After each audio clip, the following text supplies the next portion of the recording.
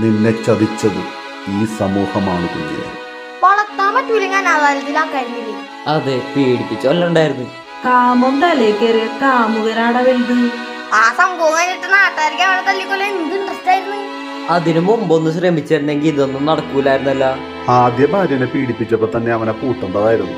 ആ കുഞ്ഞിന്റെ 2 കൈ ഒടിഞ്ഞത് ഡോക്ടർമാർ കണ്ടല്ലേ? ശരീരത്തിൽ 51 പാടുകൾ അതും കണ്ടിട്ടുണ്ടാവും. അതിലൊന്നും ഒരു സംശയം അവർക്ക് തോന്നിയില്ല. നമുക്ക് ബീഹാറിലെ ഒറീസയിലെയും കാര്യങ്ങൾ അന്വേഷിക്കാടാ. അപ്പൊ കുറ്റക്കാരി സമൂഹം തന്നെ. ഇങ്ങനെ ചെയ്യണവർക്ക് തിരിച്ചങ്ങനെ തന്നെ. കുറ്റം പറയണ യോഗ്യ തന്നെയാണ് ബെസ്റ്റ്. ഗോവിന്ദചാമി പുറത്തിറങ്ങിയ സിനിമയിലെടുക്കുമെന്നാ കേട്ടെ. ഇപ്പൊ കണ്ട മമ്മൂട്ടിയാരും തോറ്റൂലി. 9ാം ക്ലാസ് അരിനെ പിടിപ്പിച്ച് വീഡിയോ എടുത്ത് ജിഷേനെ പീഡിപ്പിച്ചു. ഇതൊന്നും ബീഹാറിലല്ല നടന്നത്. വിവരവും വിദ്യാഭ്യാസമുള്ള കേരളത്തില് അങ്ങനെ എത്തരണം. ജയിലിലെ 7 ദിവസം ഇറച്ചിയാക്കട്ടെ. കൂടെ മീനും മുട്ടയും കൂടി കൊടുത്താ ബെസ്റ്റ്. ഇനി അതൊരു വിനോദസഞ്ചാര കേന്ദ്രമായിട്ട് ഇവന്മാര് കാണോ? കണ്ടാലും കുറ്റം പറയാൻ പറ്റൂല. ഫുഡ് ആൻഡ് അക്കോമഡേഷൻ ഫ്രീ അല്ലേ? പോരാത്തതിന് VIP സെക്യൂരിറ്റി, ചുറ്റും പോലീസുകാരില്ലേ കാവലി. നന്നാക്കാനാണ് ജയിലിലിരുന്നത്. തീറ്റ കൊടുത്ത് നന്നാക്കാനാണെന്ന് ഇപ്പോഴാ മനസ്സിലായത്. ദുഃഖങ്ങളും വേദനകളും ഇല്ലാത്തൊരു ലോകത്ത് അവന്റെ അപ്പനോടൊപ്പം അവൻ സുഖമായിരിക്കട്ടെ.